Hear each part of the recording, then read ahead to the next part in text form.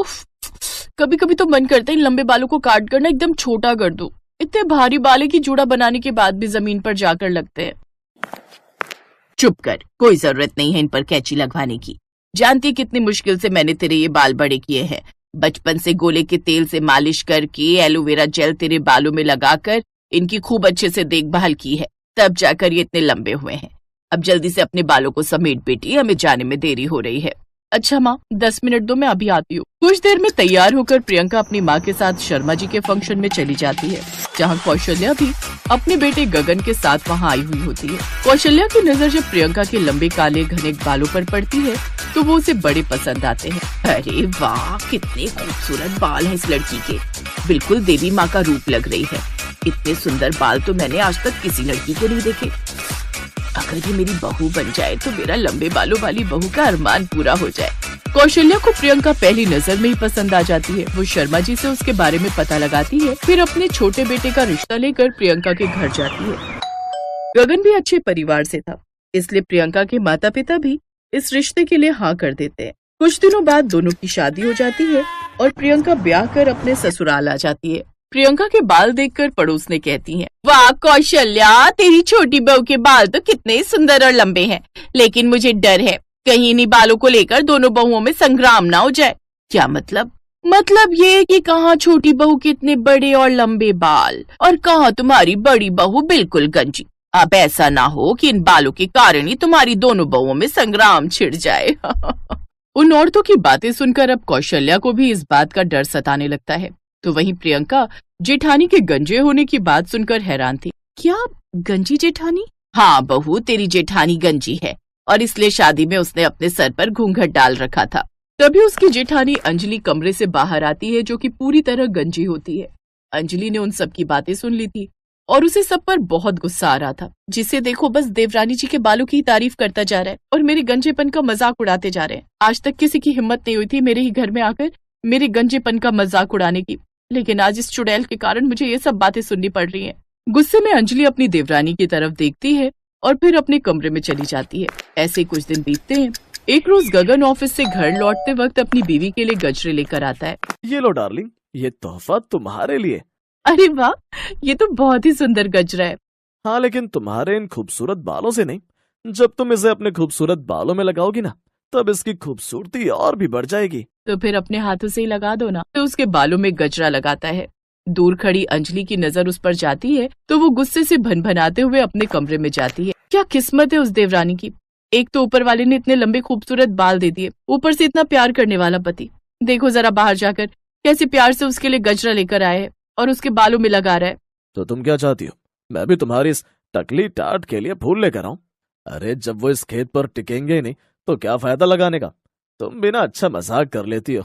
मदन हंसते हुए वहाँ से चला जाता है। शादी के इतने सालों के बाद भी मदन ने कभी अपनी बीवी का मजाक नहीं उड़ाया था, लेकिन आज लंबे बालों वाली देवरानी के घर में आते ही अब तो वो भी उसका मजाक उड़ाने लगता है, जिस कारण अब अंजलि और भी अपनी देवरानी से खींची खींची रहने लगी। कुछ ही दिनों में दोनों में मनमुटाव भी होने लगे, जिस कारण कौशल्या ने समय रहते दोनों बहुओं का बंटवारा कर दिया। अब देवरानी घर के ऊपरी हिस्से में और गंजी जेठानी घर के निचले हिस्से में रहने लगी। एक रोज उन सबको किसी शादी में जाना था।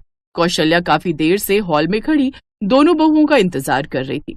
ओफो बहुओं, अब आ भी जाओ, कितना वक्त लगाओगी? माँ जी, वो बाल संवारने में। हाँ, रहने दे बहू, जानती हूँ तुझे तो वक्त लग ही गया होगा, लेकिन इस मुई गंजी को क्यों इतनी देर लग गई? इस टकले को चमकाने में क्यों देर हो गई तुझे तो बल्कि जल्दी से तैयार होकर अपनी देवरानी की मदद करनी चाहिए थी। अब चलो भी, बारात आ जाएगी। कुछ देर बाद वो सब शादी में पहुँचे तो सबकी नजर देवरानी के खूबसूरत बालों पर जाती तो उसकी तारीफ करते नहीं थकते। वाओ प्रियंका भाभी, आप तो वैसे ही कितने खूबसूरत हो, ऊपर से ये खूबसूरत बाल आपकी खूबसूरती में चार चांद लगा रहे। बताओ ना, आप अपने बालों में क्या लगाते हो? अच्छा आओ, मुझे आपके साथ सेल्फी लेकर सोशल मीडिया पर अपलोड करनी है। पूरी शादी में सबका ध्यान सिर्फ प्रियंका के बालों पर था। सब उसे ही घेर कर खड़े थे। अंजलि भले ही जेठानी थी, लेकिन फिर भी उसे वो इज्जत नहीं मिल रही थी जो उसकी देवरानी को मिल रही थी। अब प्रियंका के लिए उसके मन में नफरत और भी बढ़ गई। उस रात घर आकर वो भी चैन की नींद नहीं सो पाई। बड़ा घमंड है ना इस देवरानी को अपने इन लंबे बालों पर। अब इसे ऐसा मजा चखाऊंगी कि ये भी याद रखेगी। अगले दिन वो ऊपर अपनी देवरानी के कमरे में जाती है और उसके बिस्तर पर च्युइंगम चिपका देती है। कुछ देर बाद जब देवरानी रसोई में काम करके अपने कमरे में कमर सीधी करने के लिए लेटती है तो उसके बालों में च्युइंगम चिपक गई। आ आ अरे ये क्या, मेरे बाल ये चिपक कैसे गए? माँ जी। कुछ देर बाद वो दोनों वहां आती हैं। माँ जी देखिए ना, मेरे बालों में च्युइंगम चिपक गई। ओह नो, लगता है अब तो आपके बालों को कटवाना पड़ेगा देवरानी जी, मैं अभी कैंची लाती हूँ। नहीं, उसकी कोई जरूरत नहीं है, तू 2 मिनट रुक बहू, मैं अभी आई। सास फ्रिज से बर्फ लेकर आई और प्रियंका के बालों पर लगाकर उस च्युइंगम को छुड़वा दिया। ओह नो, इस बुढ़िया ने तो ये प्लान चौपट कर दिया। कोई बात, ये ना सही तो दूसरा प्लान सही। अगले दिन जब प्रियंका नहा रही होती है तो उसकी जेठानी ऊपर उसके फ्लोर में जाती है और उसके कमरे में रखे नारियल के तेल में हेयर रिमूवर लिक्विड मिला देती है। फिर जब प्रियंका वो तेल अपने बालों में लगाती है तो उसके काफी बाल झड़ जाते हैं। ओह गॉड, मेरे बाल इतने कैसे झड़ने लगे? तेल की एक्सपायरी डेट तो ठीक है। हो सकता है प्रियंका कोई मिलावटी तेल आ गया हो। ऐसा करो, ये बोतल तुम फेंक दो, मैं कल ऑफिस से आते हुए नया तेल ले आऊंगा। ऐसे ही कुछ दिन बीत जाते हैं। अंजलि हर वो प्रोडक्ट यूज करती जो प्रियंका यूज करती थी, लेकिन फिर भी उसके सर पर बाल नहीं आते थे। अपने टकलेपन से अब वो परेशान हो चुकी थी और अपनी देवरानी के लंबे बाल देखकर भी। इसलिए अब उसने फैसला किया कि अब वो कुछ ऐसा करेगी जिससे उसकी देवरानी के सारे बाल ही खराब हो जाए और उसे अपने बाल कटवाने पड़े। फिर अगले दिन जब देवरानी ऊपर अपनी बालकनी में अपने बाल खोलकर बैठी थी तो नीचे खड़ी गंजी जेठानी के मन में एक विचार आया, अब आज देवरानी के लंबे बालों का ये आखिरी दिन होगा, अब आएगा मजा। अंजलि तुलसी में दिया जलाने के बहाने दिया लेकर बाहर आई और अपनी देवरानी के लंबे लटकते हुए बालों के पास वो जलता हुआ दिया रख देती है, जिसके चलते धीरे धीरे प्रियंका के बालों में आग लगने लगती है और उसके बाल जलने लगते हैं। प्रियंका संभालो खुद को।